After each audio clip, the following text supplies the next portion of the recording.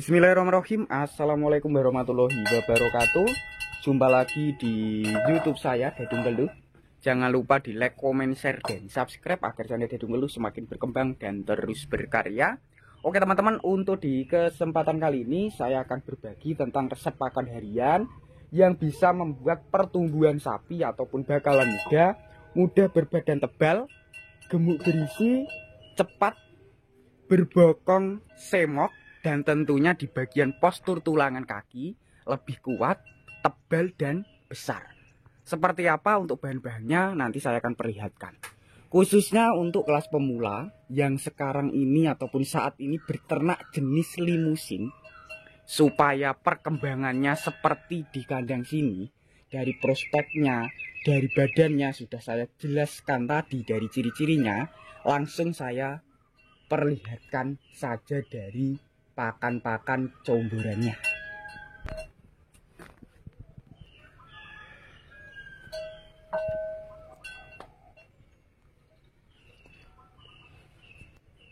Bismillahirrahmanirrahim. Assalamualaikum warahmatullahi wabarakatuh. Jumpa lagi di YouTube saya, Dedung Geluh. Jangan lupa like, comment, dan subscribe. Oke teman-teman, kembali lagi. Untuk kali ini saya akan berbagi tentang perawatan ataupun jenis pakan harian yang bisa mempercepat pertumbuhan, menebalkan postur badan, bodi bokong, bodi leher, maupun di bagian tulangan kaki itu lebih kelihatan kuat, kokoh, anti keropos, lebih kelihatan besar dan berisi. Seperti di bagian depan saya ini sudah saya jelaskan dari kriterianya, biar teman-teman kelas pemula yang saat ini berternak sapi jenis limusin agar perkembangannya lebih istimewa seperti di bagian depan saya, langsung saya perlihatkan dari jenis pakannya. Dan untuk bahan yang pertama sebagai pakan harian, manfaat di bagian mangkok kecil ini bisa membuat lebih mengembang dari postur badannya. Yang kedua, bikin kenyang, biaya lebih terjangkau ataupun ekonomis. Bisa teman-teman terapkan, tahannya bisa mencapai 3 hari, bahkan bisa 1 tahun dan 2 tahun kalau dibuat fermentasi. Untuk bahannya sebelum saya jelaskan, saya perlihatkan dulu. Lebih lengkapnya di bagian tong. Untuk bahan yang pertama, biar teman tidak penasaran, ini saya perlihatkan. Untuk bahan awalnya sebelum menjadi bubur seperti itu, seperti ini, kualitasnya lembek, terbuat dari bahan limbah ataupun jenisnya itu limbah yang mengandung sari-sari yang bisa mempercepat juga pertumbuhan, lebih tepatnya dari kedelai ataupun ampas tahu, biaya per karung Rp10.000 untuk bahan yang pertama. Sedangkan untuk bahan yang kedua saya perlihatkan ke bagian tempat. Seperti ini teman-teman, untuk bahan yang kedua sedikit berbeda dari bahan yang pertama. Yang pertama agak lembek, manfaatnya bikin kenyang, tapi yang kedua ini bisa menggemukkan, berbobot, membuat bokong, postur badan ataupun bodi dan leher lebih kelihatan berisi dan mengembangnya itu istimewa. Ini saya perlihatkan dan saya pegang. Memanfaatkan dari satu bahan dengan biaya per kilo inilah agak mahal bos, yaitu sekitar 9.000 sampai 10.000. Kalau untuk persaknya lebih murah menurut saya, yaitu di bawah 300, 265 sampai 270. Lebih tepatnya sendiri ini menggunakan produksi pakan dari Bogasari, Polar, Gandum ataupun jenisnya dari Cap Angsa.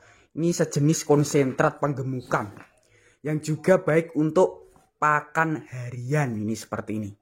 Ini sangat bagus sekali untuk kelas pedetan, bakalan, tahap penggemukan, ataupun untuk pakan-pakan kelas pedetan, petotan juga bisa seperti ini. Dari bahan yang kedua, memanfaatkan dari jenis konsentrat gandum.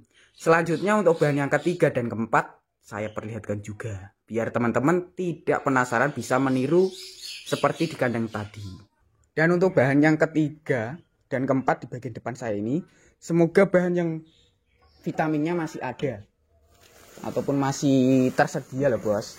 Leo gini loh bos, bahan yang ketiga dan keempat di bagian bawah saya jelaskan lebih singkat, yaitu memanfaatkan dari limbah kulit padi atau dedak. Biaya 1.500 bisa memadatkan postur daging, cocok untuk penggemukan ataupun pakan harian.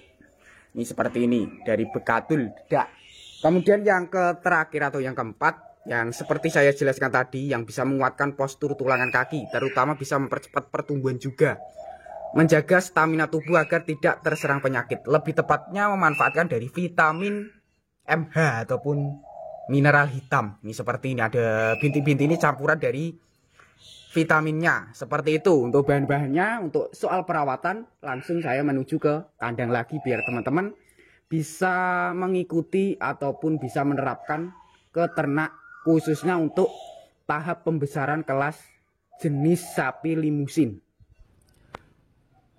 Dan untuk pakan-pakannya sendiri kurang lebih yang diterapkan di sini ada sekitar 4 bos.